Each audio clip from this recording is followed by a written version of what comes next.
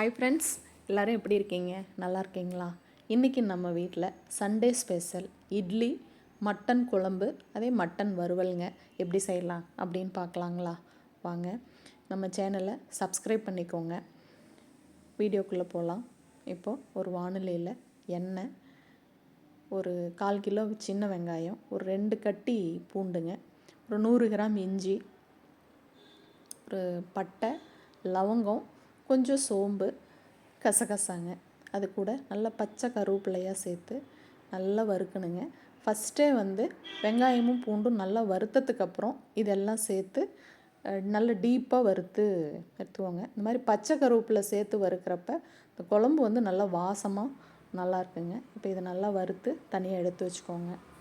இப்போது ஒரு அடுப்பில் குக்கர் வச்சுக்கிட்டு எண்ணெய், கடுகு, வெங்காயம் இது நல்லா சேர்த்து இது கூட 2 சின்ன சைஸ் தக்காளிங்க, ஒரு பச்சை மிளகாய் இது எல்லாத்தையும் சேர்த்து நல்லா கிளறிக்கோங்க.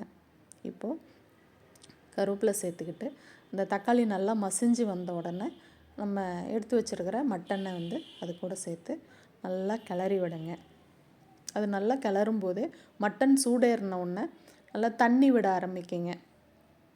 அதுக்கு நம்ம உப்பு சேர்த்தோம் அப்படின்னா தண்ணி அந்த மட்டனில் இருக்கிற தண்ணி எல்லாம் நல்லா சுண்டுற வரைக்கும் அதை கிளறி விடுங்க.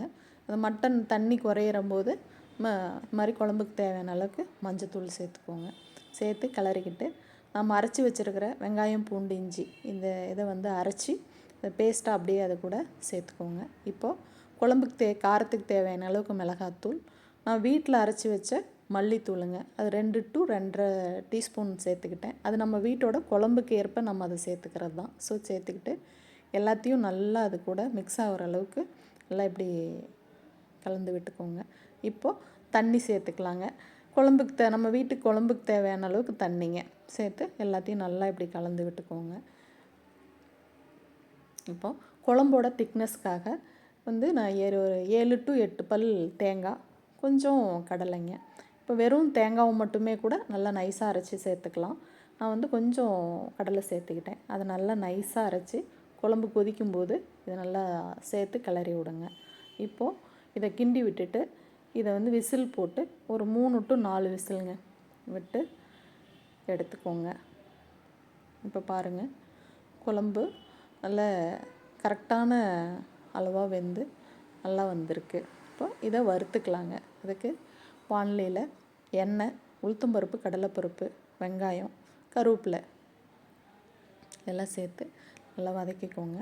இப்போ இது கூட கொஞ்சமாக மட்டன் மசாலாவும் கொஞ்சம் இஞ்சி பூண்டு பேஸ்ட்டுங்க இது எல்லாத்தையும் சேர்த்து நல்லா அந்த மசாலாவோட வாசனை போகிற அளவுக்கு இதை வதக்கணுங்க. இப்போது நான் அந்த மட்டன் குழம்பையே கொஞ்சம் இது கூட எடுத்து விட்டு அந்த மசாலா நல்லா சுண்டி வர அளவுக்கு நீங்கள் அதை எடுத்துக்கோங்க. இப்போ பாருங்கள், அந்த மசாலா கொதித்து அந்த